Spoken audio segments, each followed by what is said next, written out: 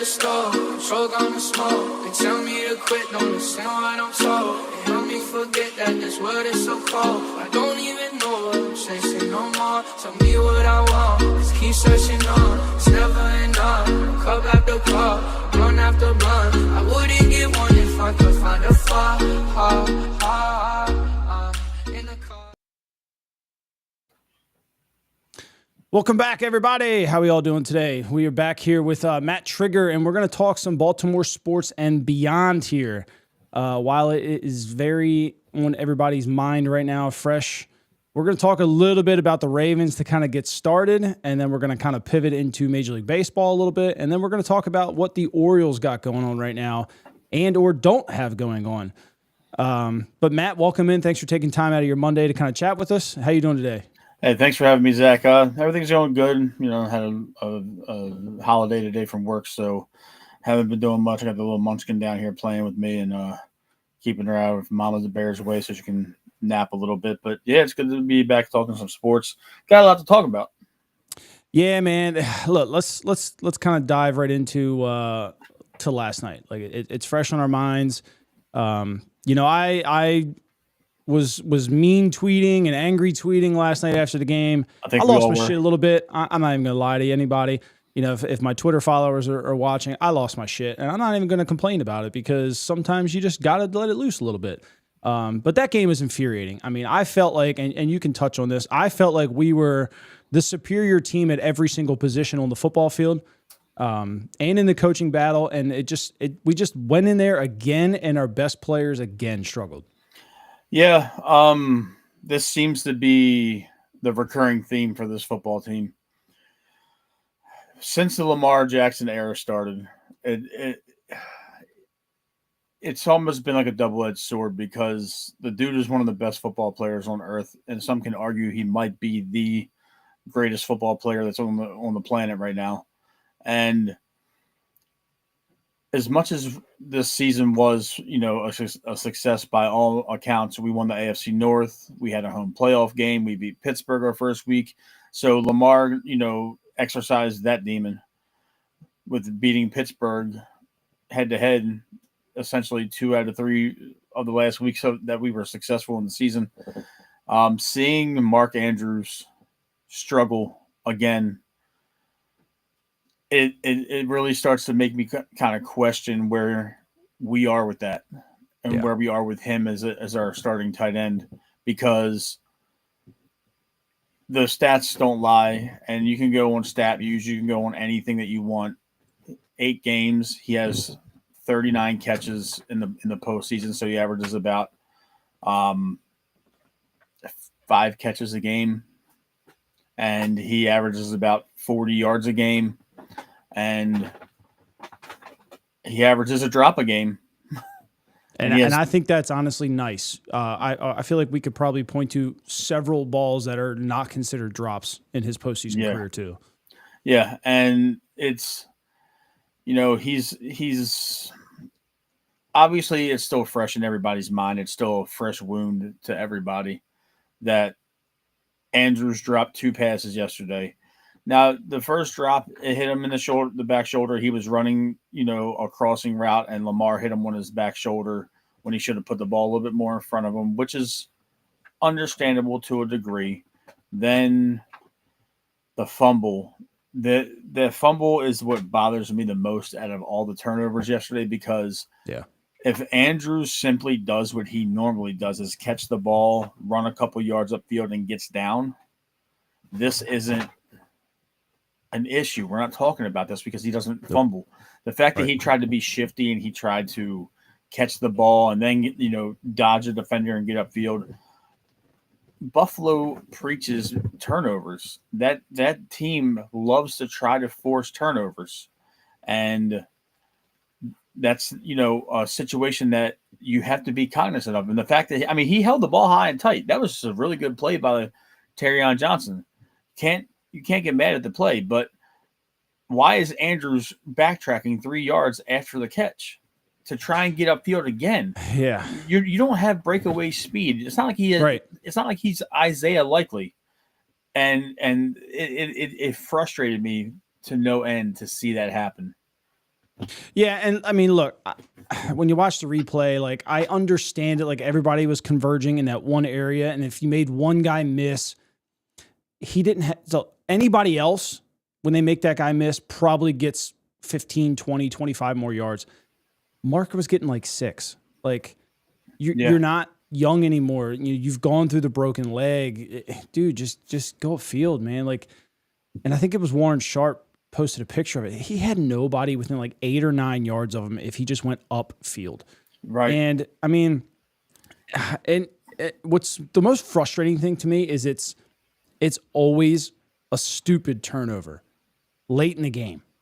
And, and it's not just, the last 3 years. I mean, it's last 3 years. It just seems like the goal line is like a kryptonite to the Ravens late in the game. They don't want to be anywhere near it. And they just let go of the ball every time. Yep. But we've really, somebody posted it. They go way back into Ravens playoff history under Harbaugh, and it's always something stupid. Whether it be like Flacco forced interception, Lamar's forced interceptions, that 4th and 18 play when Hushmanzada dropped the ball right in his chest, with a minute to go in Pittsburgh, the Lee Evans drop, Billy Cundiff. Billy Cundiff, the Andrew stuff last night, running Zay the ball Flowers 6 times last year. Yeah. It just always seems like something. And look, I appreciate Harbaugh, and I'm not his biggest fan, but I appreciate what he's brought to the organization. At what point do you look at it like the same shit just keeps happening? And at what point do you hold the guy at the top accountable? Not even accountable. Like this is such a hard question, but at what point do you just look at it and say, like, we need a culture change? Like, you can't hold anybody accountable, obviously, because the players are the one dropping the ball and stuff like that. But it's the same shit over and over and over and over. And it's like, when do you look at Harbaugh? Like, as a cultural change or something? Do you look at Harbaugh for a cultural change?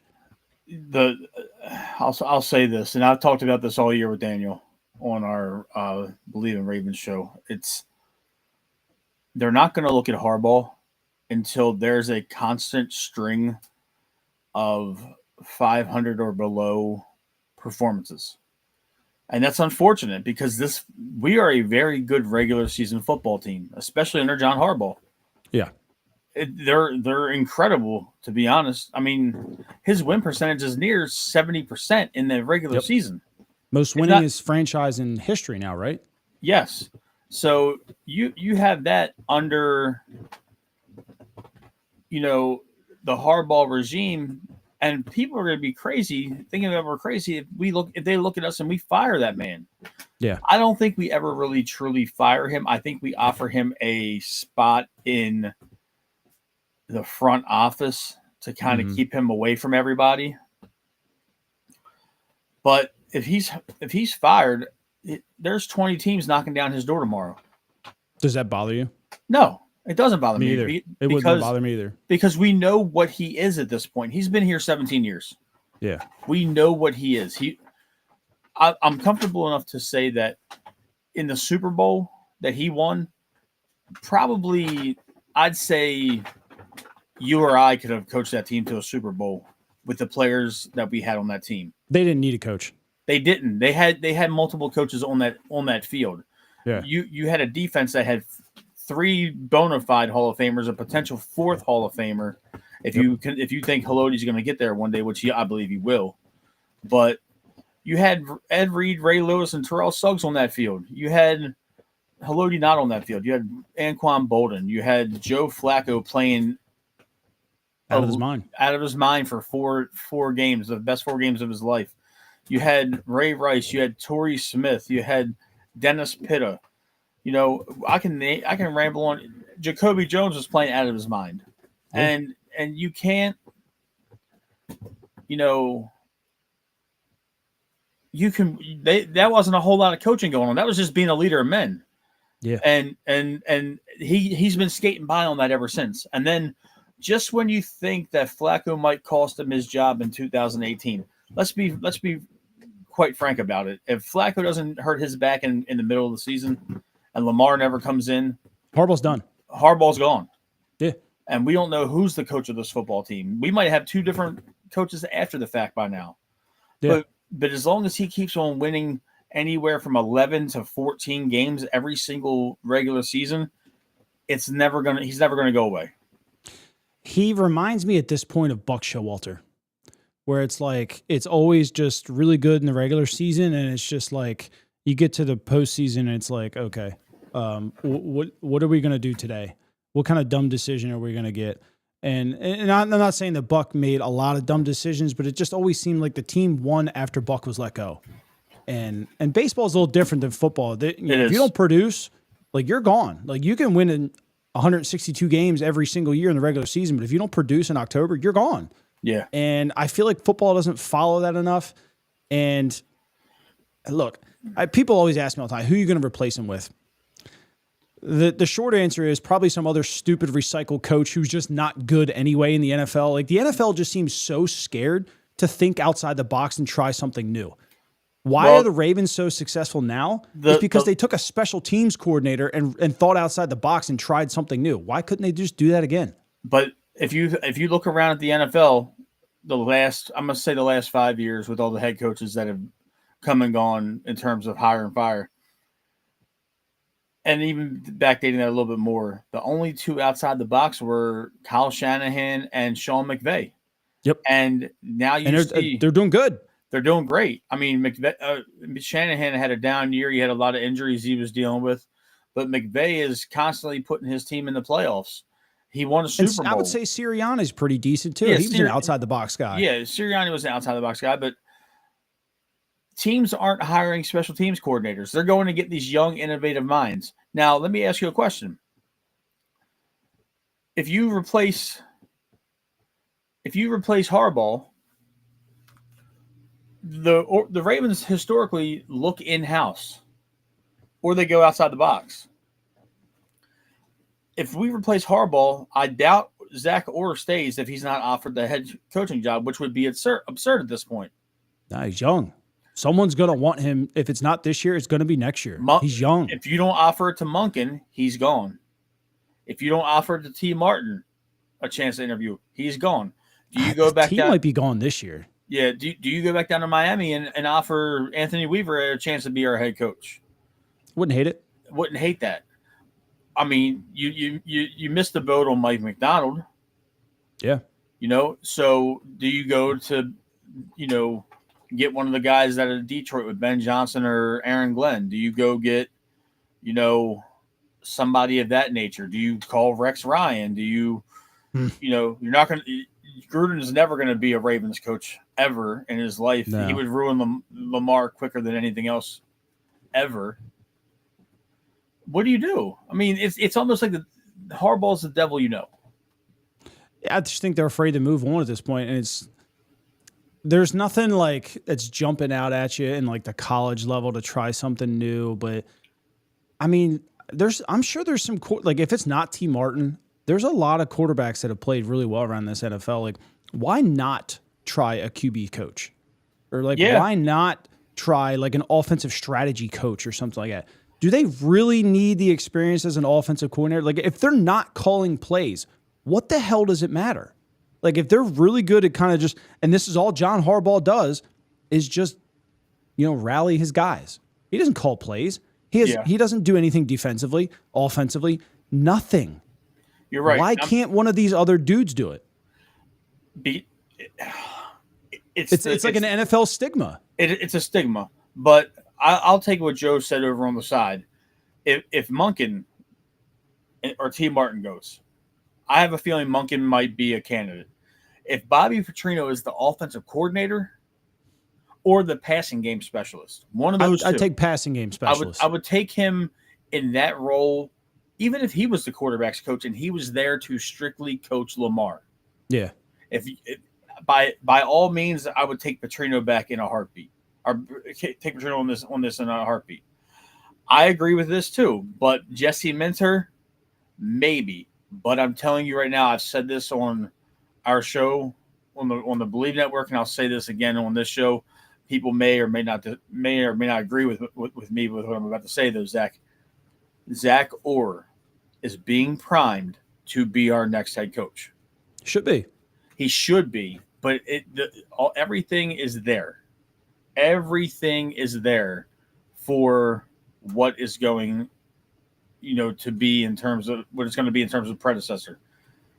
He's young. He's defensively innovative. He's a very good football coach. And guys respond. Guys respond to him, and he's a Raven through and through. So when Harbaugh does step aside, it's going to be Orr before anybody else. Unless somebody becomes available that shouldn't be. Unless Shanahan gets fired in San Francisco after another down year. Or McVay decides that he doesn't want to coach the Rams anymore and Stafford retires and he wants to move on. Or something of that nature. It's almost too blatantly obvious to where the Ravens, the ownership is stuck in their ways, and it's not a condemnation of them. I'm just throwing it out there. They're not going to go get one of these superstar innovative guys because they're going to pay a lot of money to them for no proven results. If Orr leads this team to another sound defensive stretch, now that he kind of figures out what's going on, that is what it's going to be. Yeah. Yeah. And look, I appreciate Harbaugh. I just feel like, I posted it earlier, only 6 coaches all time have won a Super Bowl in their 60s. Is he good enough to do that? I just don't know. It just, after we've watched, and this is what really pisses me off is, we go back to look at the Cincinnati game when Lamar didn't play. And then we look at Kansas City last year. And then we look at Buffalo this year. All 3 of those teams, it felt like that they knew going into the game, all they had to do was just enough. And just wait for us to shoot ourselves in the foot because it was coming. And then they would just score one time and the game was over. And like Cincinnati with Tyler Huntley playing should have blew the barn doors off of us. They couldn't move the ball, period, in the second half. We shot ourselves in the foot at the goal line. Kansas City didn't move the ball at all in the second half. They have 2 first downs? Yeah. And they beat us because we shot ourselves in the foot at the goal line again. Buffalo had 2 first downs again in the second half, scored 3 points, and waited for us to shoot ourselves in the foot with Mark Andrews' fumble. And it's just a recurring theme, man. And it doesn't matter if it's the front of the end zone or the back of the end zone. Something about the Ravens, they don't like either part of that white line, and they just can't get inside the numbers in the postseason. They can't get inside those 2 white lines. And, God, it's annoying, man. And I don't know if a change at the top fixes it. I almost feel like at this point Harbaugh is just cursed, and all this stupid shit happens because he's coaching, and let's just try something else. That's how I kind of feel about it. It's probably not even true, but that's just my crazy mind. But I mean, look, I feel like we said our piece with the Ravens. We're all pretty much heartbroken sitting here, just pissy. We can bitch and moan about this forever, but let's kind of pivot to Major League Baseball and what the Dodgers are doing. Do you feel like this is good or bad overall for baseball? It's not good. I have a feeling a lot of what the Los Angeles Dodgers are doing is going to be a very hot button issue at the next set of collective bargaining negotiations. Me too. 2027 is coming up. It is coming up. I think that we realistically got 2 good years of enjoying this type of baseball left before there's going to be some pretty serious changes made to the way these teams offer contracts, because let's look at what Los Angeles has added this year. Blake Snell, Sasaki, Tanner Scott. Teoscar, brought him back. Brought Teoscar back. Tommy Edman got an extension. Shohei's going to be back for another fantastic year. Glasnow's coming back healthy. Right. Maybe. Kershaw. Healthy. Kershaw might come back for another year. I mean, they got 9 legitimate starting pitchers just on the pitcher side. Yeah. You know, it's not. I'm not mad at them for what they're doing. It's just that other owners aren't willing to do what they're willing to do. So I'll talk on that, and I try to make a video about it, but it's hard to compete with the Dodgers right now, and it's not just money related. Guys are who just signed there? I just forget. Not Sasaki, the other guy. Tanner Scott. Tanner Scott took less per year and less years to go to LA, and the atmosphere that LA has built is good for baseball. What everybody else is doing is bad for baseball. But the whole objective thing is bad in baseball, for my opinion. But the Dodgers went and built, and they did this for years with nobody really noticing or paying attention, probably outside of LA.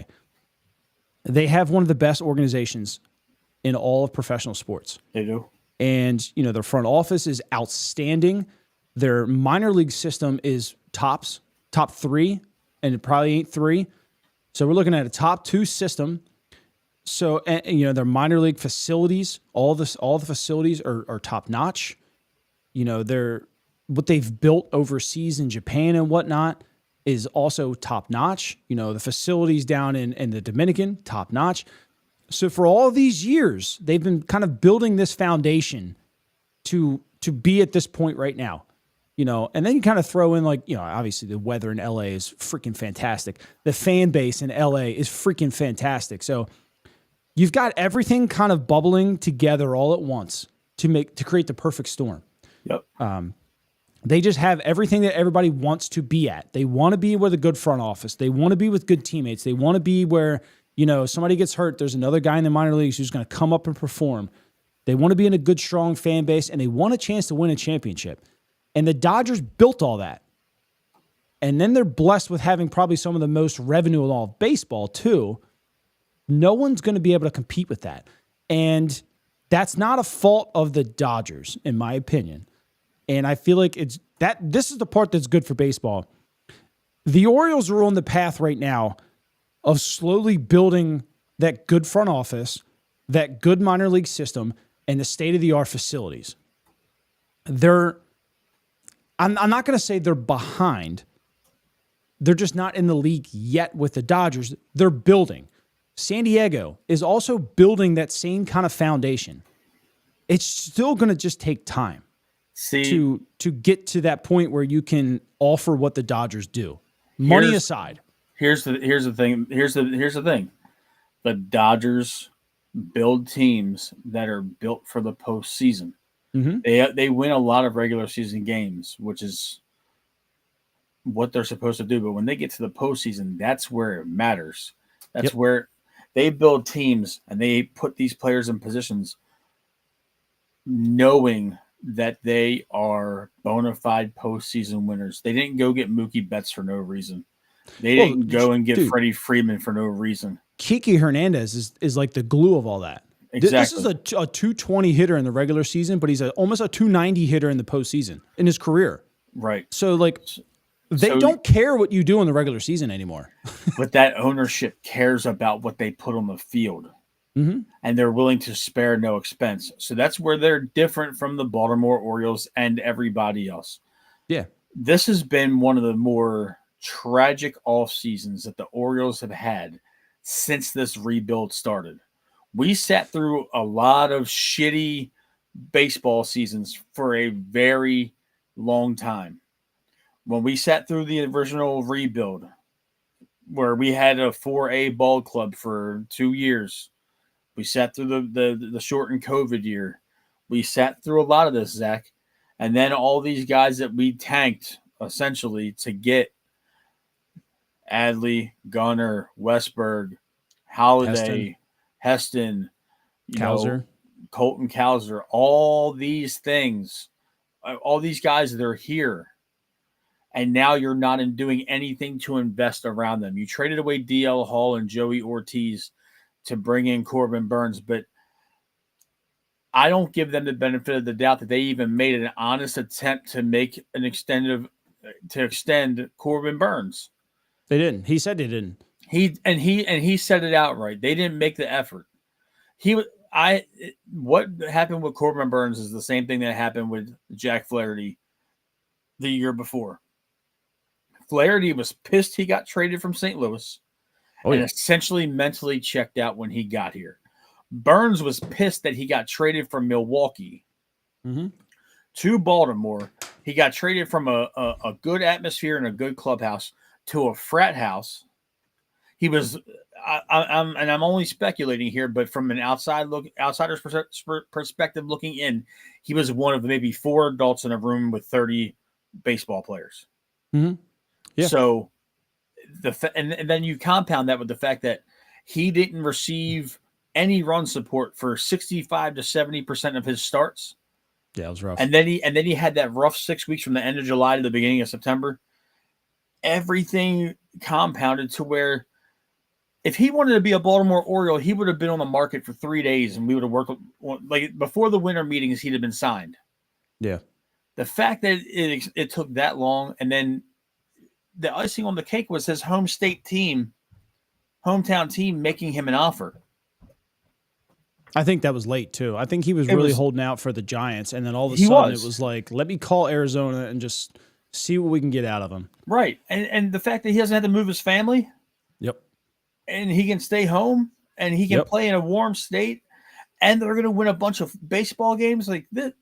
Everything just seemed to compound one on top of the other. And now here we are in our off season. We signed Sugano, who's never pitched in the major leagues. We lose Corbin Burns. We just lost Santander this morning, which he wasn't coming back after we signed Tyler O'Neill, but it still hurts. To the tune of $18 million a year over the next 5. And then you bring in Gary Sanchez, you bring in 41-year-old Charlie Morton, and now you're looking at this Orioles rotation, Zach. And I don't know if you have the list compiled, but what I'm looking at right now is Eflin, Rodriguez, Sugano, Povich, and Kramer. That's not Morton. And Morton. That's 6 guys. And 3 of them should probably arguably be bullpen arms. Yeah. Yeah, I mean, look, Povich or Rogers is going to be in this rotation just for the mere fact you can't have that many right-handed pitching. And Rogers he finished the year in AAA. He didn't even finish the league. He didn't even finish the season on the big league club. Yeah. Yeah, so I mean, just by default, one of those 2 guys are going to be in the rotation. And then people are saying, "Oh, Bradish is not coming back this year." Bradish will be at September at the very earliest. At the earliest. That's like everybody. And honestly, look, he can pitch by September. He's not going to be Kyle Bradish until next spring training. Correct. So at that point, people are like, "Oh, well, we might see Wells." You might see Wells in July because he got hurt so early. But are you going to expect Wells to come back and be the guy that he was before the surgery? He'll be a thrower. Absolutely not. He's going to be a thrower and not a pitcher. Yep. So, look, these guys are going to work their ass off, and I don't discredit that, but it's just the nature of the injury. You can come back and look good for a couple starts. You're going to get hit around. You're not going to have the stuff you once had. It does take time. So I put 0 stock in either one of those 2 guys for helping in 2025. Could they make their way back? Yes, I want to see them. Yes, Means will never see a major league mound again unless he's a Jamie Moyer junk ball thrower in about a year or 2. That's going to be hard. And it's going to be hard because it's not. You're asking a guy at this point who's had 2 Tommy Johns to just go throw more junk. Like, what's that going to do to his elbow? I don't have you can't sit there and piss on my leg and tell me it's raining repeatedly. Yeah. This is not this has been the exact opposite of how I thought this offseason was going to go. I thought we were going to add somebody of some significance. If Tyler O'Neill hits 30 home runs this year, happy for him. Yeah. We didn't add any bullpen arms. We didn't add anybody as insurance for Felix Bautista. And I like Kittredge. I would have liked 2 other guys for insurance purposes. But right because now, if he goes down, we got to rely on Sir Anthony Dominguez. Right. So who after Bautista? Who is our back end bullpen? Sir Anthony and Kittredge. Right. And Kittredge. I mean, I don't trust Cano whatsoever. I know some people like him. Cano's a 7th inning guy. He is. His numbers in the 7th inning are great. He needs to be a 7th inning or like a bridge guy to get to the back end of the bullpen. He is not reliable, and he has gone downhill every year. The ball's flattened out. It's not moving 14 to 20 inches anymore. I do want to talk about this. Do we think Houston was not willing to go 5 years? I don't think there was another team in baseball that was willing to go 5 years on Santander. That's why he sat around for so long. The Jays at this point were just absolutely desperate for anything and had to hit that 5th year. I think a realistic contract for Santander was probably in that $16 to $17 million range, and at most 3 years. It's just he just didn't have a market. Teams had pretty much already solidified their outfield early in the offseason. You know, does his bat help? Sure. His DH numbers are really awful in his career, so like that would have been an issue too. I'm going to be interested to see how he performs in Toronto. He said himself before he struggles to stay healthy playing on turf. You know, I pulled a couple stats on him. So his career hitting in Rogers Center, he's a 194 career hitter hitting in Toronto's stadium. And then just retractable roofs alone, he's a career 227 hitter with 18 home runs and 350 plate appearances. So, you know, I'm happy the guy got his bag. He wasn't getting what he thought he was going to get on the open market. And I said it once or twice. His best option this year would have been to take the qualifying offer from the Orioles at 21 and show teams that he could replicate that again. Now he's going to struggle, in my opinion, to replicate what he just did at 44 home runs. Can he still hit 30? He's a 30 home run hitter. I mean, I'm not going to discredit that whatsoever. To hit 44 again or even 40, it's a really hard thing to do. I don't see him doing it, especially in the Rogers Center.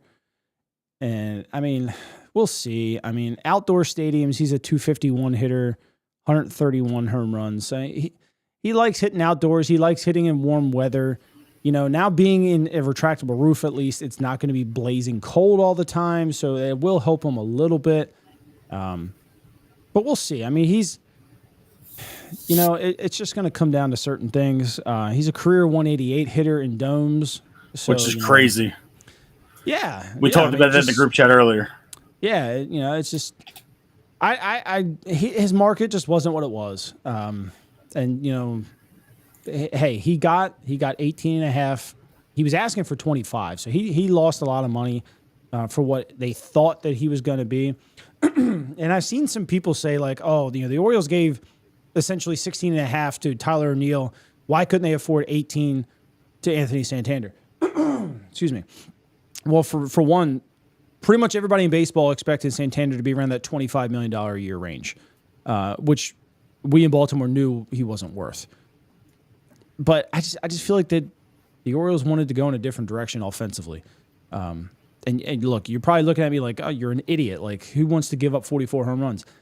I think they're just look. The home run is a big part of their game, and I just don't know if they want to primarily focus on hitting the long ball anymore. Well, I think they want to adjust their way into hitting better with runners in scoring position. That's a part of it. And hear me out, okay?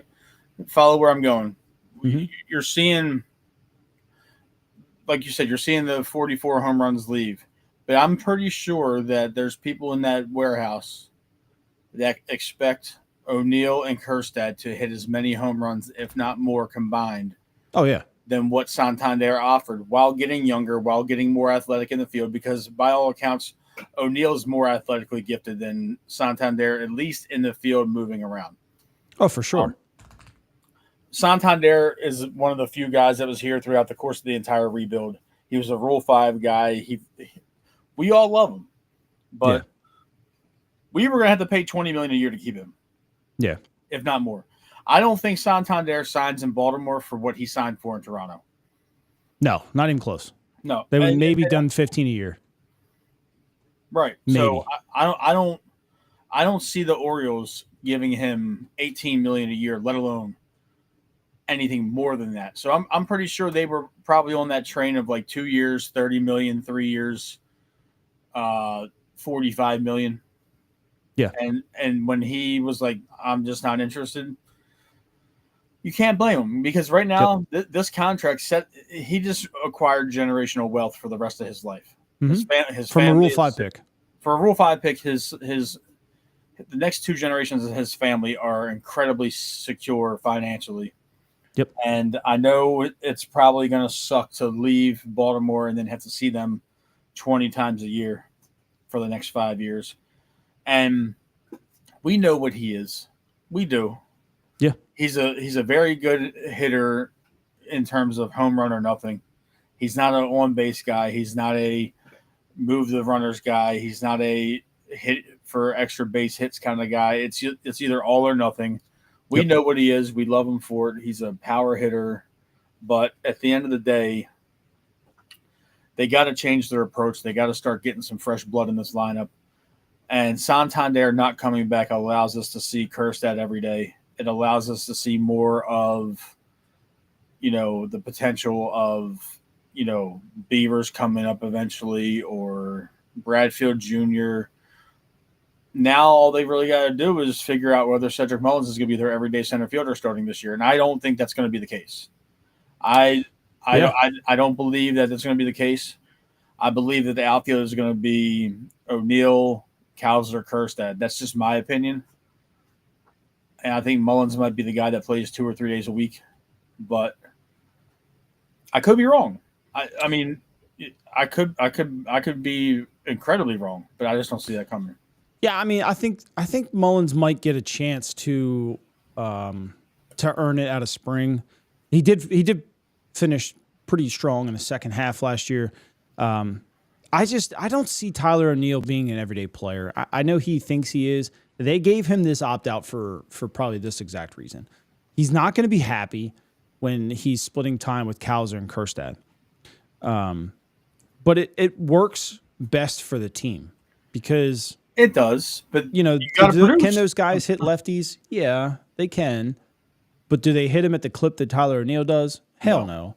So that just helps. And they hit righties very good, and he doesn't. So I just hope he knows what he's getting into. And him and his agent seem to think he's going to be an everyday player. Maybe he is. I don't know if he comes here if they don't at least convey to him that he is an everyday player. In my opinion, he's going to start as an everyday player, and by June, when that clip against righties is around that 215, 220 range, they're going to say, "Hey, bud, we've got 2 young kids, and they're hitting. If they're hitting, and if Mullins is too, and if not, if Mullins doesn't hit, then yeah, he's an everyday player because you're just going to take the power over Mullins at that point. But I think Mullins is going to do enough to stick in center field. Tyler's going to have to earn it. He's going to get a shot to be an everyday player to start. He's going to have to earn it and keep it. Oh yeah, but with his deal and with the opt out, O'Neill is also one of those guys to where if he's a problem, that July 31st deadline, see ya. Right, adios. Yeah. I'm not trying to. Charlie Morton might be the same thing. Yeah, a lot of these guys that we signed might be the same thing. And I mean, Sugano, same thing. Maybe, it all depends. I just think collectively the Orioles are going to be better offensively. I think we see a better Ryan Mountcastle this year, and not that he was bad last year. I mean, and I wanted to pull this up because Mountie actually had a really nice season last year, and a lot of people kind of give him a lot of shit. Look, he struck out sometimes. Mine's more about the power dropping more than anything else. I think we see that kind of. Yeah, I think we see that again. I mean, guy hit 271 last year. He was one of the best hitters on the team. I never said he was a bad hitter. I just said no, that I'm not saying you. I'm saying I've seen it online. The guy hit 288 with runners in scoring position. Like, which is fantastic. Yeah, like, and people just want to dump him for nothing, but like, he's gonna do better. I believe that he can bounce back, but it's also alarming when you're starting first baseman, who is by all accounts across the league and across all of the media, a power hitting first baseman, and he hits 13 home runs. To me, that is unacceptable. For sure. Now, I'm not going to argue that. If you bat 305, 310 and you hit 13 home runs and your runners in scoring position, you're hitting 310, 315 and you got 90 RBIs to go with that. That's a completely different story, but that's not him. Yeah. The Gold Glove first base is still the Gold Glove first base. But at what point do we wait another year for him to hit 11 to 13 to 15 home runs, and he hits 270 again, which could be a realistic possibility? But Zach, what are we talking about here? We're now talking about him holding up another potential young guy because of his defense and not because of his offense. We got some thumpers in this organization ready to hit every day. Are you gonna trot Mountcastle out there for another 162 games, knowing you need to see what you got with Mayo? Maybe, and I'll say maybe because here's the difference. Kobe Mayo can hit 30, maybe 40 plus home runs once he gets going every year in this league. But he needs why you hold on to Mountcastle though? And I had to just look this up since 2022, and he got better every year. 243. This is with runners in scoring position.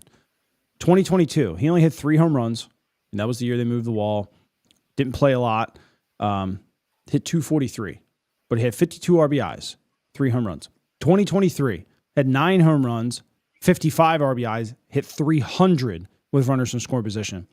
2024, 2 home runs, 44 RBIs, hit 288.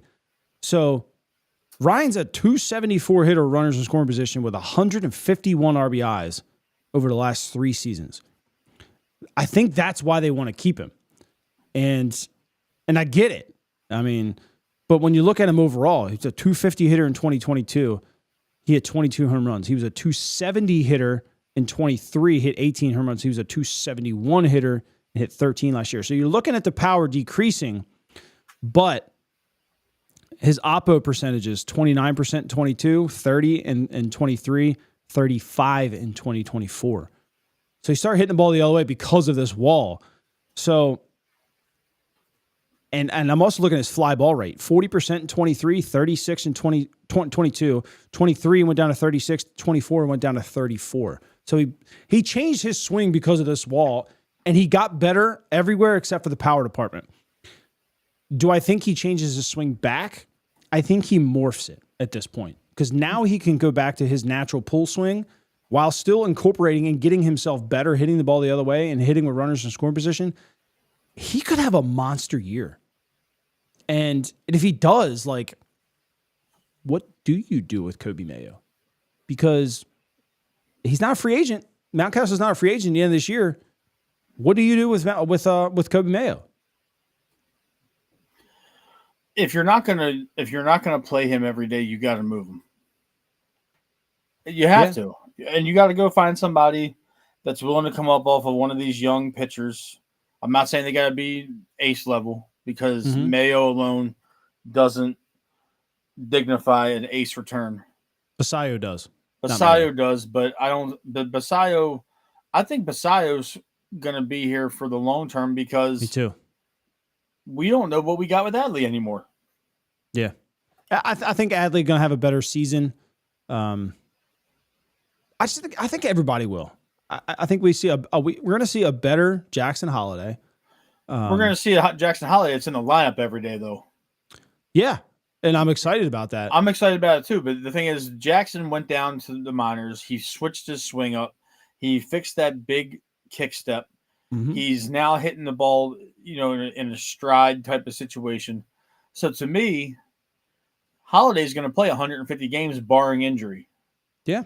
He might have that one game off a week, a day game after a night game, or against a lefty or something. You'll see right. Mateo. You might see Jorge against the left-handed pitching, like you just mentioned. But I truly believe that Holiday's the everyday second baseman. You're going to see Westberg is the everyday third baseman.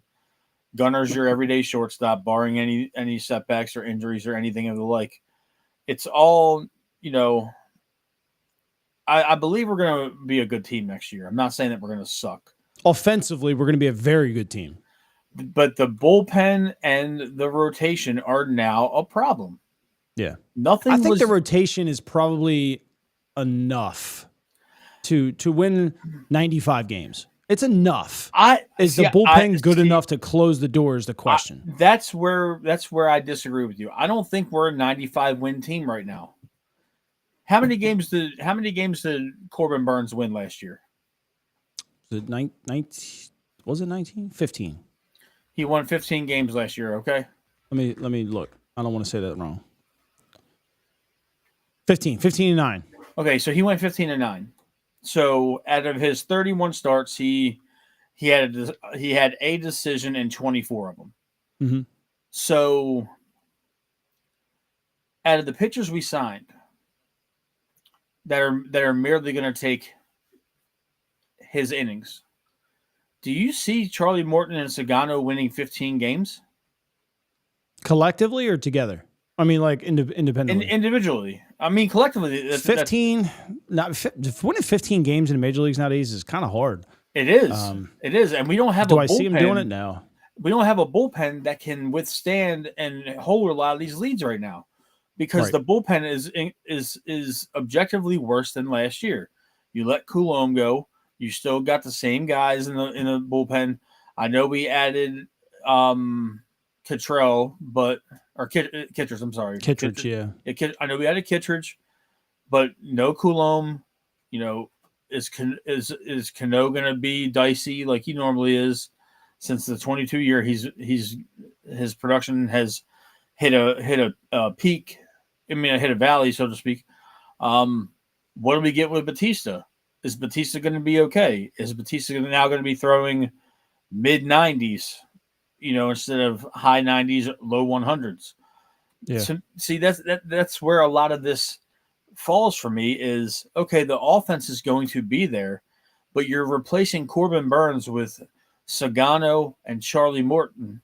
And individually, those pitchers are nothing to scoff at, but you lost a 15-game winner, you lost an ace, and now you have a bunch of 3s and 4s and 5s in your bullpen. I mean, in your rotation. Eflin's a good number 2 pitcher on a lot of ball clubs, but he's now your de facto opening day starter. Grayson is what he is until he proves otherwise. Grayson might start opening day. That might just be who they go with. They're not going to start Sugano or Morton on opening day. So you've got a bunch of these guys that are back end of the rotation guys on 29 on the ball clubs, or they're long guys, or in some cases they're probably minor leaguers or not on the team at all. So that's alarming when you got this type of offense here. Yeah. Yeah. They didn't even get any of the B level, the B tier or C tier starters. You didn't get Flaherty's still out there, but I mean, okay, does Flaherty make this rotation better? Yes. On paper, does Flaherty give the rotation precedence and a bona fide big league starter? Yes. But what Jack Flaherty are you getting? We are now a month into MLB free agency, and he is still not signed. And he's not going to get the money he thought he was going to get. Because the day after Christmas, I believe, is when Corbin Burns signed. It's almost a month after Christmas. Yeah. Flaherty's not seeing $30 million or $25 million from anybody a year. I agree. So are we going to go and lowball Jack Flaherty to come in here and potentially ruin any type of chemistry? It's a double-edged sword because you don't know what you're going to get. Right. and he's another right-handed pitcher. We have no left-handed pitching on this staff to be a starter. Povich is who Povich is. Yep. He's going to be a good back-end pitcher, but I don't have a whole lot of faith in him. He had a couple good starts, but I'm not happy with what I saw out of Povich at the end of the year. And it's leaving Corbin Burns not coming back here has really left a bad taste in my mouth. And it almost set the precedent for how I was going to view this offseason before any other moves were made. And I hate to I don't think you're alone on that. I hate to be pessimistic on it, Zach, because I love this ball team so much. And I've sat through, just like everybody else, we've sat through 15 losing seasons as opposed to 10 winning seasons. I might be wrong on those numbers, but we've sat through 60% of our lives. The Orioles have been horrible losers. Yeah. And now it's like you say that you're ready for liftoff, and we've been hearing, new ownership. This is the first full off season of this new ownership, Zach. We're spending money, but we're not spending money on good guys. There's less next year. A lot less. And it's like why are you insulting my intelligence as an Orioles fan? Okay, yeah, we gave Sagano what 13, 10, something like that. 10 or it's like 13, yeah. 13 for Sagano. We gave Morton 15. So yeah, okay. If you're thinking like, the Orioles spent $28 million on two middle-aged pitchers, and then you see it's a 41-year-old Charlie Morton, and then you see it's a 35, almost 36-year-old Sugano who's never played outside of the MPO. The MBO. I'm sorry. That's not acceptable to me. Yeah. It's not. How can you justify that? You can't. Yep. And now Burns is gone, Santander's gone. All these people are gone. And now it's wow. That's crazy. 110 if he voids his opt out. Yeah, I seen the void is after year 3, or the opt out is after year 3. If Toronto can block it by adding a sixth year at 17 some ish million, I think they let him opt out after year 3. Personally, I don't think. It's very well up there. I don't think so either. But that's neither here nor there. Now I'm just looking at the fact that by all accounts this has been a losing offseason. We did not address anything. We don't have an ace that we had this time last year. We don't have a bona fide power hitting outfielder. He just signed in Toronto. Now, was he a defensive liability? Yeah, but he's 44 home runs now out of this lineup. On top of that, you don't know the shape Adley's going to be in. You don't know the situation that Gunner's going to be in. We're now going into 2025 where some of these guys are going to start being up for arbitration and their free agency is coming. We have 3 seasons right now to figure this out. Yeah. And it's going to be this fan base is going to riot if they cannot attain either Adley or Gunner. Personally. I'm okay letting Adley probably walk. Do I want to keep him? Sure, but if it meant that I give Gunner some lucrative contract and I still have money left over for Jordan Westberg, thanks for your service, Adley. That's where I'm at. And you also have to, but they cannot lose Manny Machado and Gunnar Henderson. They just can't. They can't. This fan base will be gone. You will be back to having 5,000 people in your ballpark on a Tuesday night. Yeah, if not less. You've got to prove to this fan base that you're ready and that you're willing and that you're able to spend money and keep your homegrown players while bringing people in. It's not going to be easy. That's the hard part. Your superstars, Westberg, Gunner, and Jackson, they're Boris guys. And Boris typically doesn't do extensions early. Typically. He doesn't. So It's you're gonna gonna be have fucking hard, man. you're gonna have to be willing to kick out a lot of money. Now, You're gonna have to probably go $100 million over what you think they're worth to get them to sign early. correct, 100% correct. You're gonna have to. You're gonna have to, and there's no way to go about it. And I'm gonna be blunt about it right now. You need to go to fucking Harvard right now or some Ivy League school and find some damn mathematician that can find a way to do what the Dodgers are doing with the deferred money. Because if you're going to allow it, and if you get it done before 2027 with the new CBA, find that nerd that can crunch these numbers and get some of this. I don't care if you have to push off $200 million for the next 60 years for Gunnar Henderson. Find a way to get that contract done. You have to, because right now, if Gunnar keeps on getting better the way that he's been getting better the last couple of years, by the time he hits free agency, I hate to say this, but the Soto contract might be the starting point.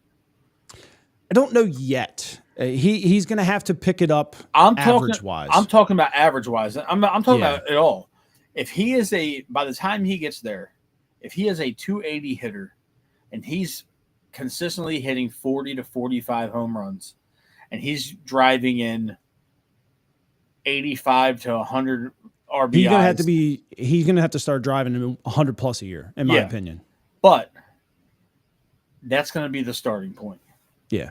And if you lose Gunnar a decade after losing Manny Machado, you lose this fan base. 100%. 100. You're now going to go from setting records for attendance for the Orioles to nothing. Quickly. It's going to probably 1 year. It's like Donovan just said, 500 to 700 mil easily, and that's going to be over about 12 to 15 years. Right now, look, I'm not very good at math, so let me pull out the old. It's about 35 to 37 million a year. I'm going to do 575 real quick.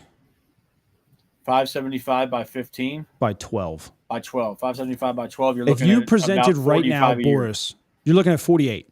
48 a year.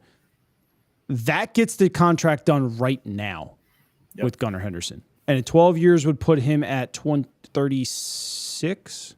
30, no. Is he 24 or is he 25? He's 20. Or is he 23? I think he's 23. I don't even think Gunnar's 24. So 35, which is even better. Yeah.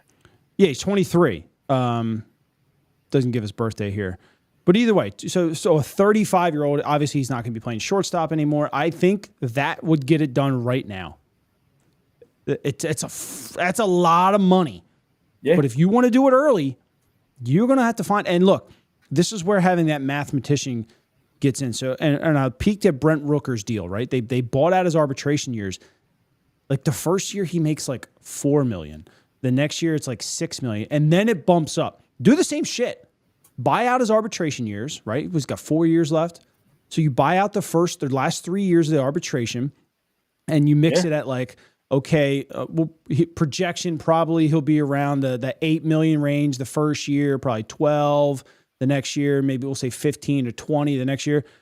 So space it like that, and then he's got this certain window, we'll say like 6-7 years where he makes, we'll say team friendly, he only makes 25 a year because first you upload a signing bonus, right? We'll say we probably give him 75 million up front. So you got to offload, move some money around so you only have 500 here to play with. So get him around where it's only 25 a year. And then you backload, I don't give a shit, 20 years.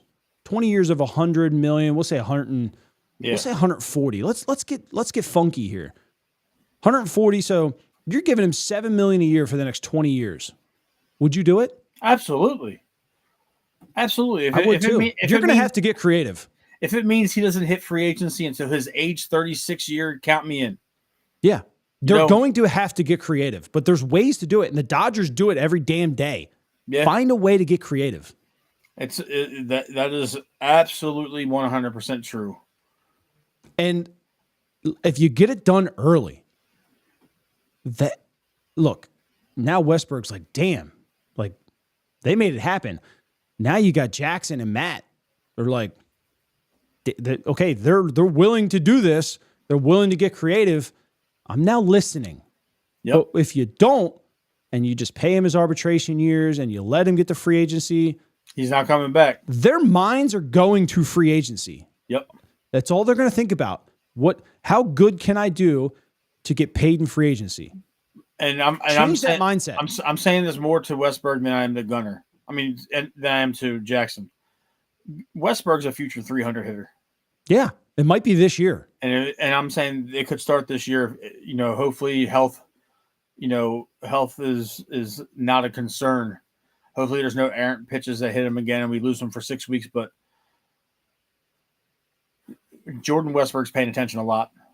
Mm-hmm. And Matt Holliday's going to do the bidding for Jackson more than Scott Boras is. Scott Boras is the mouthpiece to it all.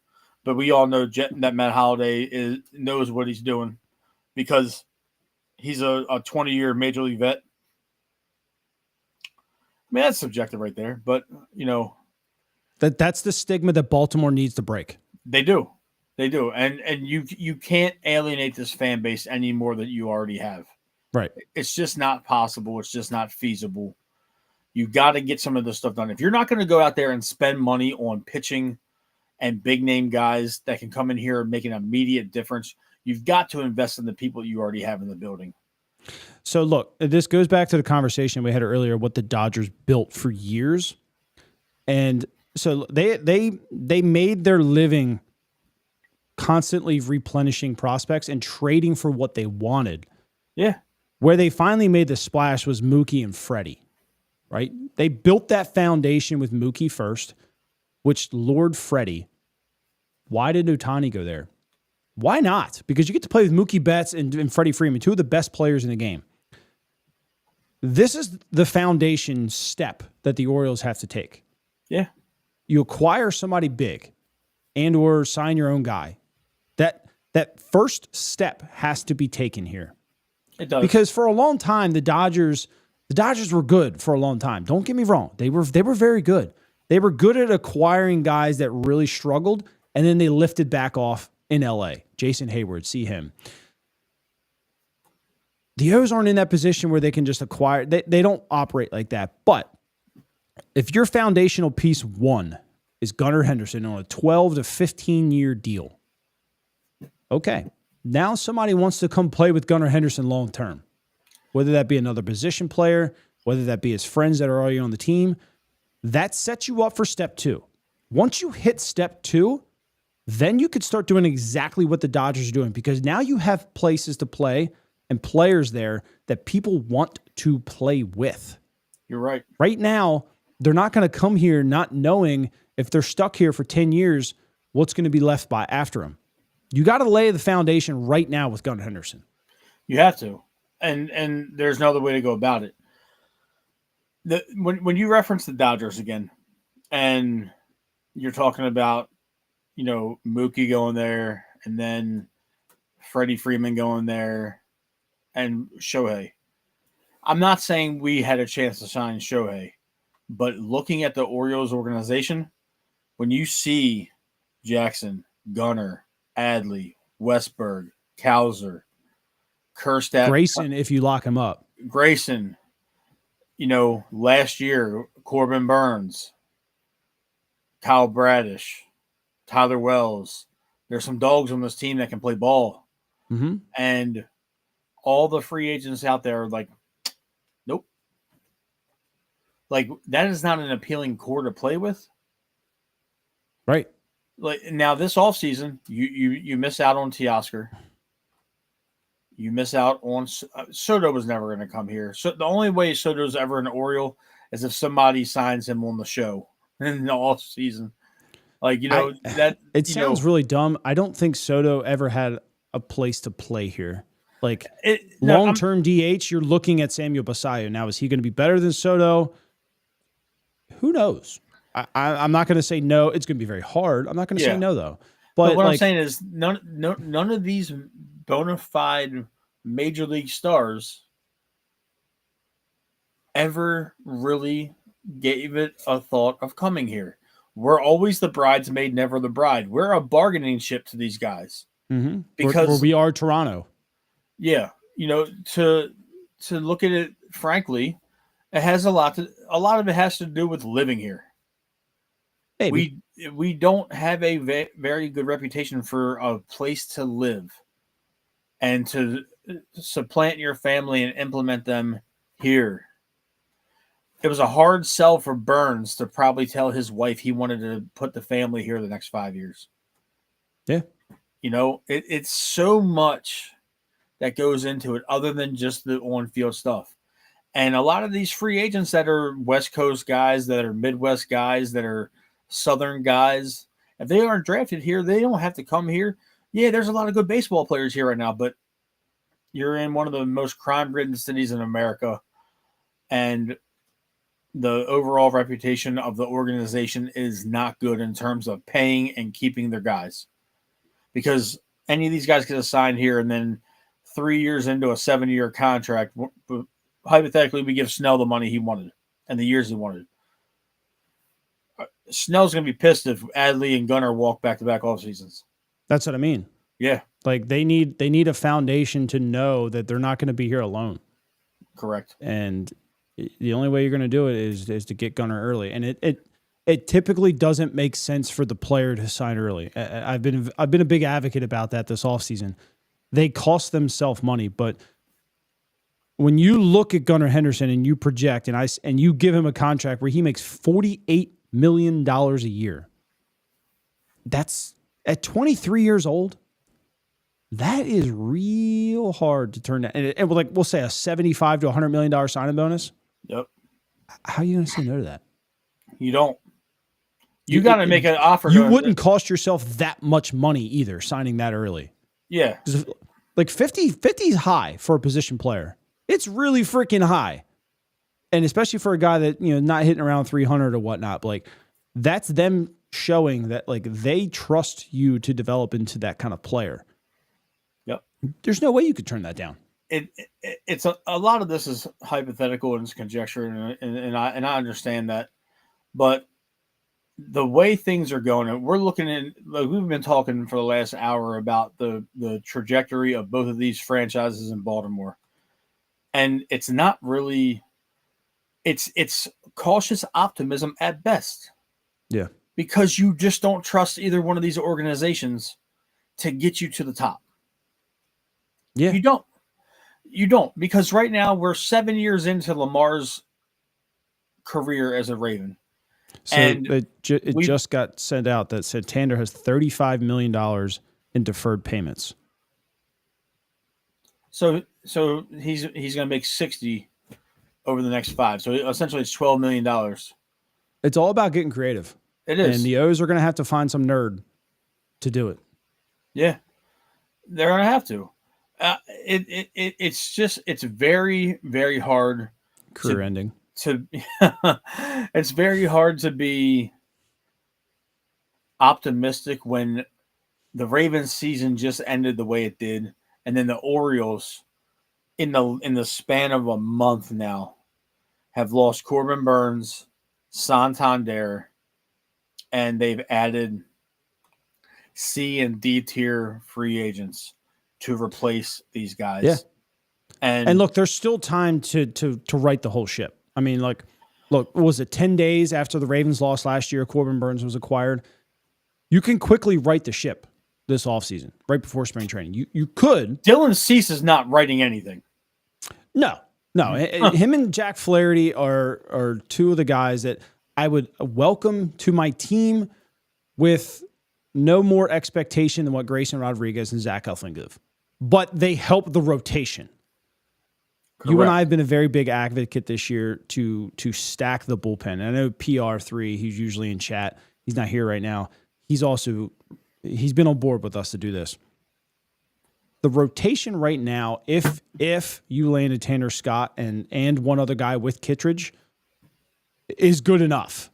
It's good enough to get you to the 5th inning, 6th inning, and hand the ball over. Yep. That team would have been good enough. Now that you don't have Tanner Scott, they're going to have to find a way to get creative. There's still time to do it. There's still some very good arms out there. Kirby Yates, Kendall Graveman. There's still good arms out there. It's going to come down to Do you want to upgrade or do you want to just fly with what you got? I'm kind of over the whole fly with what you got thing. I've defended the O's for a while with it. I'm in a spicy mood today. They got to get their shit together. There's no more defending it. There's no more defending it. There's not. And I will say this. In my eyes, Brandon Hyde is on short leash. An incredibly short leash. If you don't have 40 wins by the All-Star break, your ass needs to be fired.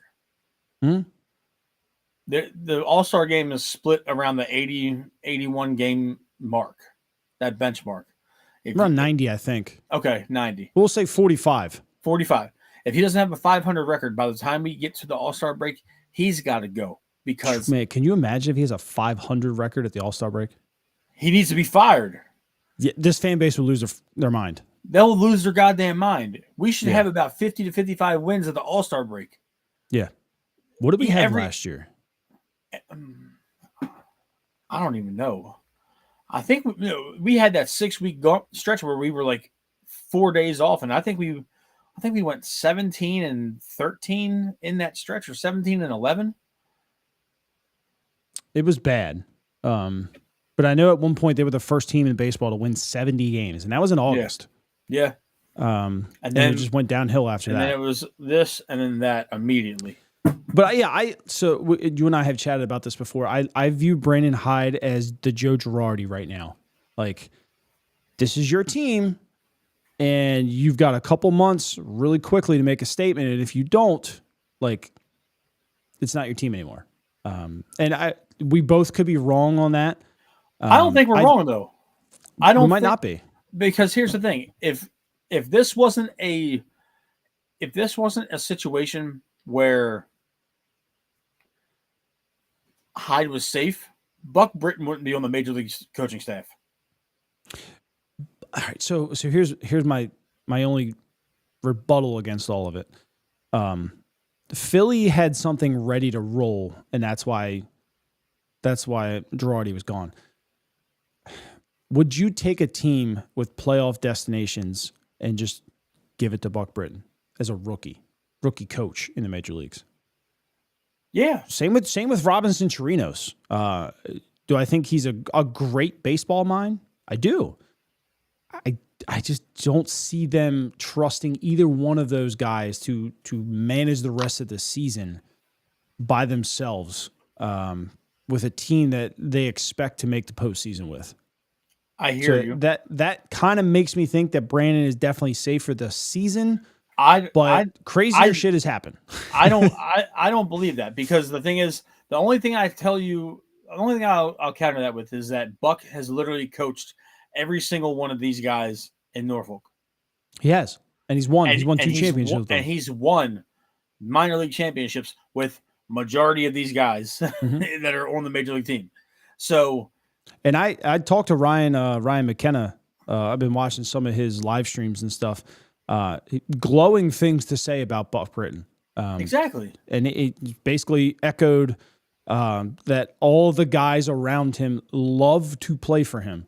So I just, it would be hard for me to think that they would just kind of just hand the keys over to a rookie. But they know what they got out of him. So it wouldn't shock me either.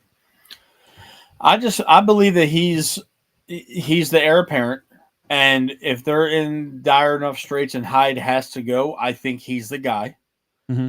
And I also believe that he can get the most out of these guys. I agree with that. That's fair to say. I lost my mind. Yes. When they brought Britton back, I came on this show and had a meltdown. Britton. Because it's a 10 win regression in the end of a rebuild. Yeah. Like, now, look, injuries did play a part of that, but a lot of it was bullpen decisions and stuff. Like, I get it. You and I had talked about it before, though. The bullpen decisions, we only get to see things from the TV. We really don't know who was up, who was down that night, who just wasn't feeling good. Those decisions are they're freaking hard to make, and it's it's worse watching it from the couch, thinking that everybody's 100% healthy. These guys aren't healthy. So I give him a slight pass for that, slight. But I do share your frustrations with it, and I do think that some of the decisions did lead to losses. We just don't know what happened to lead up to those decisions. I hold him 100% responsible for all the bullshit that was also leaking out about the locker room. Now, whether any of it was true or not, it wouldn't leak out if it wasn't true. I think you and Tim and I have talked about this too.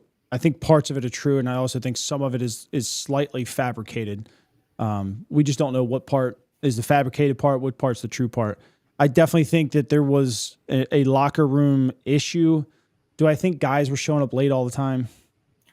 No, not all the time. I don't know about that, but you've got a bunch of young 20s millionaires in there, and you got nobody like they were probably playing on their phones a lot. They were probably listening to music and playing foosball and stuff like that, like video games, that type of shit. Yeah, and that kind of stuff. I mean, look, I played video games in a clubhouse back in like 2010. Like that stuff's kind of normal. But where I could see the issue is okay, like, are they not going out and getting extra work in before the game because they're stuck watching two guys play Madden or something like that? That's where I would see an issue. If they want to take a little bit of downtime and play some foosball and play some Madden or Call of Duty, whatever, I don't give a shit. So I think some of that stuff is true. We just don't know the extent of it. Right. Like I said, if they're missing work, extra work and stuff like that, to kind of just sit around and watch their buddies play, yeah, I would kind of have a problem with that. And we'll never know. But we won't. And that's the thing. We won't. Look, this is still a good baseball team. We had a good offense last year that struggled, and even as bad as it was in the second half, they still, I believe, was still a top 10 offense in baseball. Like all of baseball sucked last year. That's an analytical aspect. But anybody that's a diehard baseball fan of the Orioles, that's bad. That's me. You played the game, so I give a lot more precedence to what you say. But in the end of the day, if anybody realistically looks at the makeup of this team right now from top to bottom, from 1 to 26, and they say that's a World Series contending team, and then you go and you look at the rotation to open up spring training, and Eflin's your ace, G-Rod's your 2, Kramer's your 3, Sugano's your 4, and Povich is your 5, we're in for a long baseball season. And I'm not saying these guys suck. Let me just clarify that. But there is nobody on that rotation that screams Bulldog 15-20 game winner, leading the American League in any type of metric in terms of top pitching performances. So, you know what, though? They better get Grayson Rodriguez in shape to do it, because that's why you drafted him. Exactly. And you can't just sit there and diddle around with him anymore. Grayson needs to realize that this is his fucking time. And we can't just sit here and keep coddling you and then just saying, like, if you get hit around a little bit. If you get hit around a little bit, that's fine. It's baseball. It's bound to happen. Yeah, You're not start be going to be that bulldog, though. Yeah. Start going and showing me why we took you early on in the first round and why we coddled you for so long. Correct. And why we always hear about how good you could be and how all the advanced scouts say you have Cy Young stuff. I want to see it right now. This is your chance. This is your team if you want it to be. And he look, it's all on him. And the Orioles have thrusted several of their players into these roles, Heston being one of them this year. These are big roles to go out and fill. But we took you there for a reason, and you need to go earn it. And I want to touch on what Verlander just said, where there's no such thing as a 20-game winner anymore. That might be true, but what I'm saying is there's more guys on this team that are not close to that than there are that are close to that. I'm talking about an ace, somebody that's going to go out there and eat 180, 200 innings. That's going to get you some strikeouts. That's not going to be, I want to touch on this when you're done. Okay, I mean, you see where I'm going with it though. Like I do. And this is what irritates me is that we allowed baseball to get this way because these starters are going 32, 33 appearances a year, and they can't win 20 of those. So you're either telling me that bullpens just suck or you're pulling them out too early. And both are probably it's true. all that bullshit pitch count. It is. And everybody's worried about spin rate and trying to make sure that your breaking ball has 18-inch break across the plate and all this shit. And these guys are putting so much wear and tear on their arms and trying to be, an analytical stud. Now it's affecting the game widespread. Yeah. And that's like, I can guarantee you, and I'm just talking about the Orioles. I can't talk about any other team confidently. I'm pretty sure Mike Mussina didn't give a shit about his spin rate. No. Or Scott Erickson, or Eric Bedard, or Sidney Ponson, or, Chris Tillman. Those dudes went out there and just pitched. Like, yeah. Jimmy Keys, David Wells, like these dudes were out there just trying to get guys out. Like you're worried about throwing a certain pitch, making sure it has this much break, making sure it has this much spin rate. Like, who gives a shit? Give me 7 innings. Give me 7 goddamn innings. It's not, And I want to touch farther on this is the 15 and 17 games. There was 6 guys in baseball last year that won more than 15 games. Just 6. None of them won 20. Every single one of them started over 30 games. So you're telling me that half of their games are non-decision? Like, yeah. And we're paying these guys that much money where half of their starts are non-decisions? But most of these guys... Why are starting pitching why is it even like wanted at that point? Why do you want to spend that much money when only half of their decisions are load the damn bullpen up? If more than half of these guys' decisions is relied on from the bullpen, but why are you not going out there and making sure that you have a Cleveland Guardians type bullpen where you can slam the door? Postseason. It blinds my. It drives me nuts. Like half of your starts are being no decisions. Now, look, I get it. Sometimes you might have been in the line to win, and your bullpen blew it or whatnot. That might happen 2 or 3 times in a season. Yeah. So maybe these guys could win more than 15 games, but when you really look at it, half of their decisions, more than half, right? Because they're only winning 15 games. So more than half of their decisions are no decisions. And a lot of it has to do with what Birdland just said, pitch count. They're saying, oh, this guy can't go over 102 pitches, which is cool. Okay, that's all well and good. Give me a 6, 7, 8, 9th guy in the bullpen that's going to just shut the damn door then. I get it. But a lot of these guys aren't built like that. And these teams are far and few between of being built like that. Yeah. So I just, the guys that don't, that a lot of their decisions go to, no decisions, or they go to the bullpen. Look at the rotation for the Atlanta Braves. Look at the rotation for the Los Angeles Dodgers. Look at the rotation for the New York Yankees. Look at the rotation for the Houston Astros. They probably aren't littered with 15, 20 game winners, but you know what these dudes do in the postseason? They win. They win. They get you to the 6th inning. And these guys that are 5th and 6th inning pitchers in the regular season, they're going all out because they want that World Series title. So they're gonna push through and give you that 6 2/3 to where the bullpen's only got to be out there for 7, 8, and 9, or they're gonna go 7 1/3, and then you need your setup man to come in for 5 outs, and you need your closer to come in for 3 outs. Like that's the biggest difference. That is the biggest difference. This comment right here, and this has been my argument all year, where I don't give a shit about an ace starting pitcher anymore. I just don't. I'm not wasting my money on a guy that can't face the lineup into the 3rd time. And I mean, the only guy that can do it Corbin. Go ahead. Yeah. But why waste that money? Why not just put that money? If you got $100 million to put on somebody, put it in the bullpen. That's what Cleveland did. And look what they just did. They went to the ALCS with no offense at all. Their offense was, oh God, it was pathetic. It was brutal. It was pathetic. So, but let's look at Dylan Cease. 33 starts last year. He only won 14 games. Which is You think I'm giving that guy $200 million? No, it's absurd. Right. But and he's not the only one. A lot of this has to do with a variety of different things, and we can debate this until the season starts.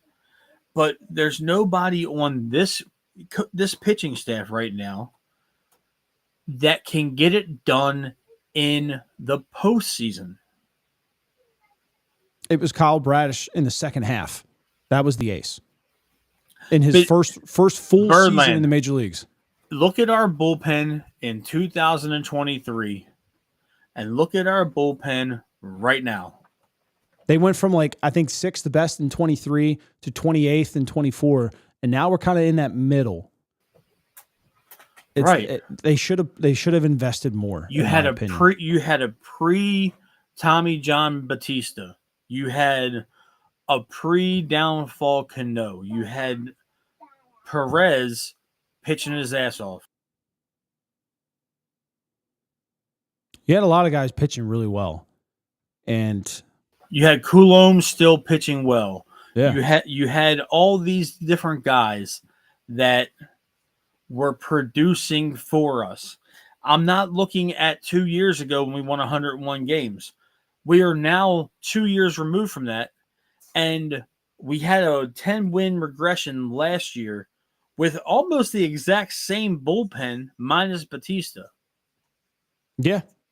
And now here we are, almost the exact same bullpen minus Coulomb. And then, a worse Perez and a worse Cano. Correct. So now I'm being nice about that. Right. You got a regression in two of your bullpen arms. You don't have Coulomb coming back, who was a good left-on-left guy. You got Dominguez, who's hot and cold, and then you don't know what you're getting out of Batista.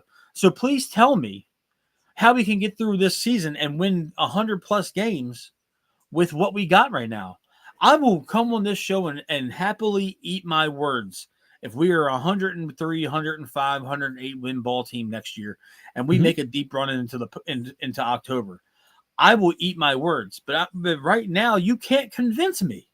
Yeah, I'm not talking about analytics. I'm not talking about all this external bullshit. I'm looking at the team right now on the screen in front of me. There's nothing on this team right now on the pitching side that stands out to me. This offense is going to produce runs, and I think that's what they're relying on, and they shouldn't. They really shouldn't. And I had to pull this up. So 117 guys started more games than Grayson Rodriguez.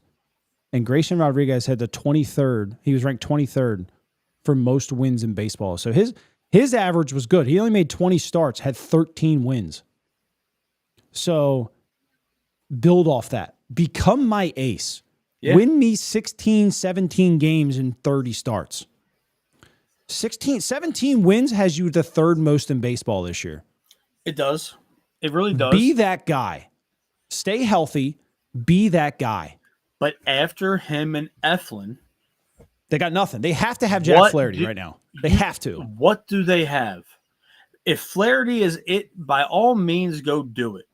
But looking at it pragmatically, there's nothing past those two.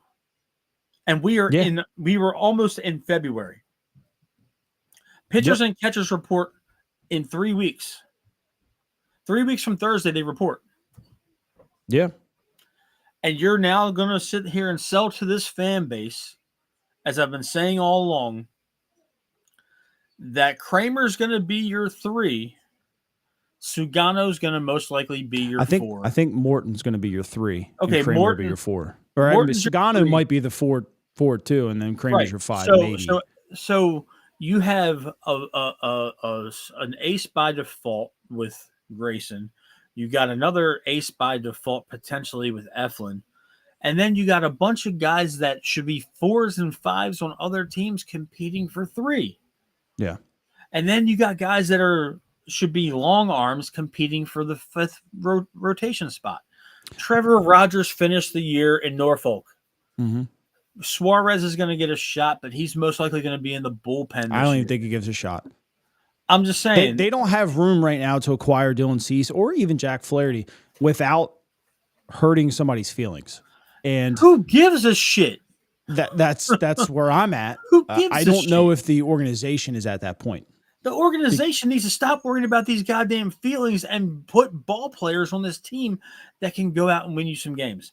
And I don't know the whole dynamic with Jack Flaherty. The only person that in the local media that seems to really despise Flaherty is Locke and Fora. And Rich Dubroff. Yeah, they're the only two that are really vocal against him.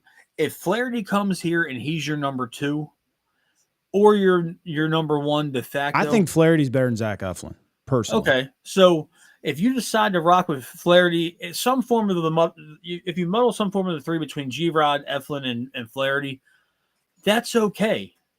That's a decent rotation. It's a decent rotation. I feel better. But right now, our bullpen is objectively worse than it's been the last 2 years. Mm-hmm. I agree. Because we've been saying it all off season. Right. You don't know what you're getting with Batista coming back. Cano is unreliable. Dominguez is unreliable. Soto too. And we don't know what Kitchards is. We keep forgetting about Soto. And we don't and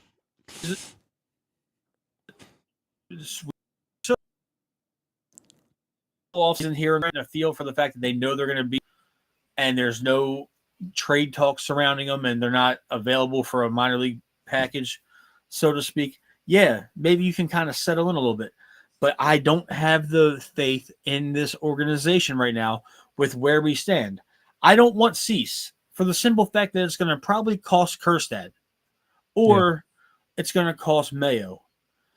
If you're going to rock with this team offensively, keep the guys you got in-house and just pray to God that they produce the way that you're expecting them to produce.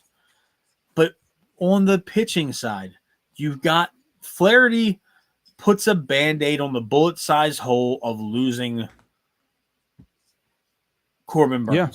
And I'm not saying they're the same. I'm not saying that they're one and the same because it's an insult to put them in the same sentence. But I feel a lot better with Flaherty in this rotation than I do if he's not. I think that's fair. But yeah, I'm looking at even the bullpen. Like, so look, I don't believe what Birdland's saying about San Diego. I understand there's turmoil and we can take advantage of that, but they still know what they got. Yeah.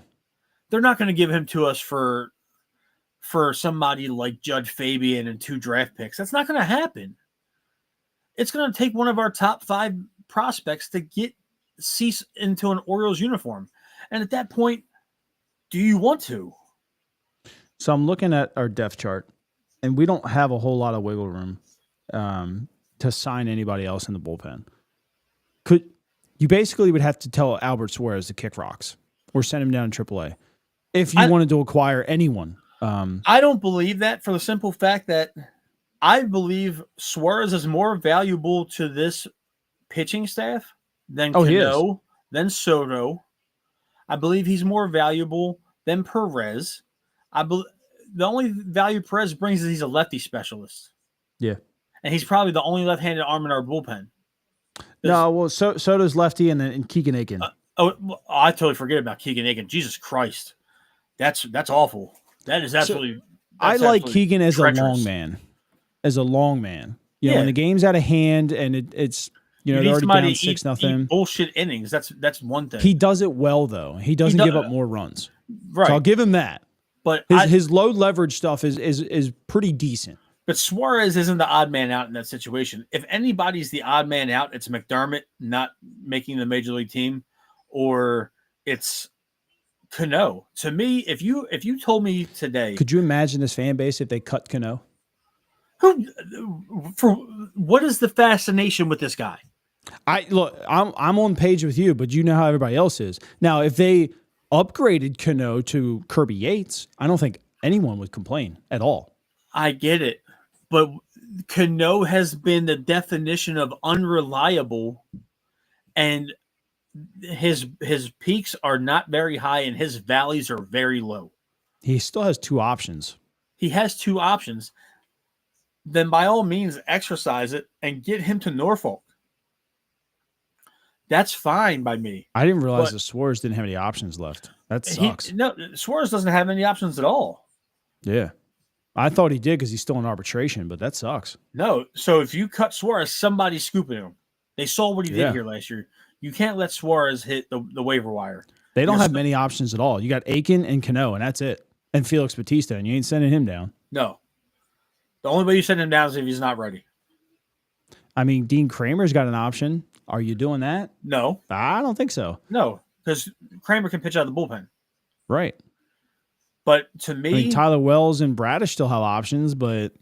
But they're not even going to start the year on the 26 man. So that's a moot point. They'll be on the 40. So they don't we get have claimed. One guy, the original signing team, we have one guy in our bullpen. Felix was drafted by the Marlins, and he sucked. Sir Anthony was Philly. Cano was Minnesota. Soto, Detroit. Perez, Houston. And Suarez was Tampa. That's crazy. Right. So when you look at the starting lineup, though, the whole team is basically was drafted by Baltimore except for O'Neill. O'Hearn and O'Neill. Right. So that's 7 out of your 9 guys in your lineup that are homegrown, drafted talent. And then when it comes to the pitching staff, there's next to none. Eflin was San Diego. Grayson was Baltimore. Morton was Atlanta. Kramer was Dodgers. Sagano wasn't drafted, but yeah, Grayson's it. Yeah, even Kyle Bradish was the Angels, and Tyler Wells was the Twins. Birdland's right. Bradish and Wells are going to be on the DL, so I don't think they're not even going to be on the board. They have to start spring training, and that's a problem right now. Is right now they are on the 40-man, and they have no room to sign anyone else without cutting a guy they don't want to. So they're going to have to ride this into spring training. Right. So to me, the option, if you want to make this rotation somewhat palatable, it's got to be Flaherty. Yeah. By hook or by crook, it's got to be Flaherty. If they trust this rotation and this bullpen, it's a hard sell to this franchise fan base right now. Yeah. Because I know I might be a little bit pessimistic. I'll admit it that I'm a little bit pissed off about the last 24 hours in Baltimore. Between the Ravens losing in Buffalo last night and seeing Santander sign in Toronto, even though I knew we weren't bringing him back, it still sucks.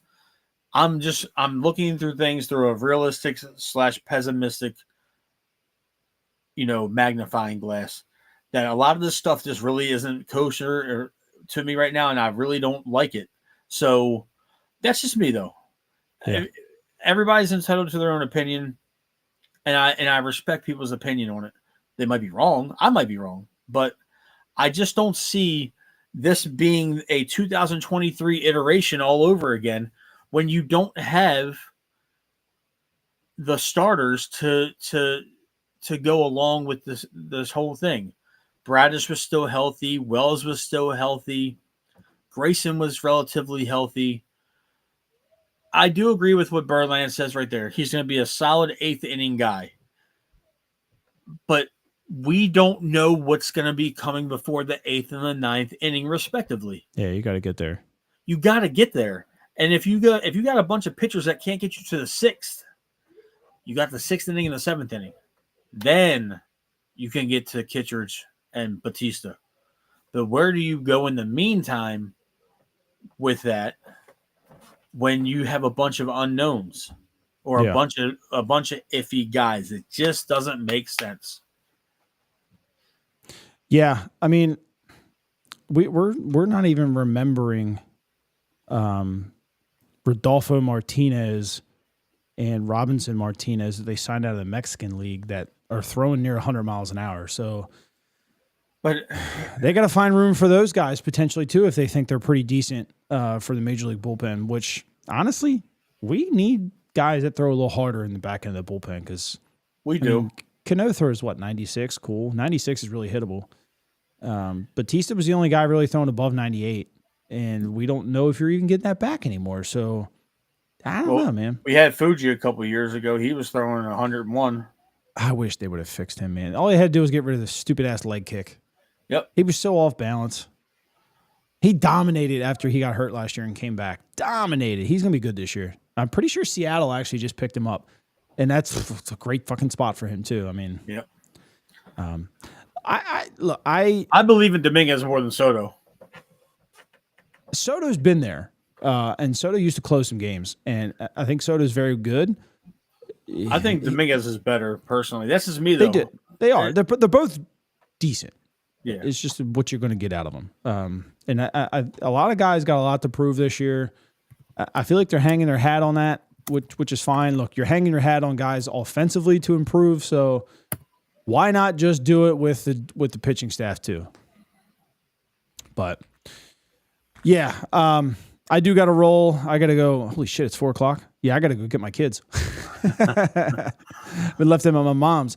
Yeah, but Matt, I appreciate you coming on here. No it's problem, another man. great time to talk Baltimore sports. We got a lot of conversations in today. Yeah, man. Let's look. 10 days after Ravens lost last year, we got Corbin Burns. So let's maybe pray to the baseball gods a little bit. Mike Elias has got something else up his sleeve here and acquire somebody that nobody saw coming, and will help this team. And we can get back here and chat about it. Absolutely. But everybody that was out here watching, we appreciate it. Out here commenting, giving us stuff to chat with. We deeply appreciate it. We'll be back regardless. Some point this week. Hopefully, we'll dig Tim out of hiding here, and we'll get him back on live with us. And we'll catch you guys later. Yeah, free Tim. Free Tim. Free Timmy. Yep. All right, everybody. We'll catch you all later. Thanks for tuning in.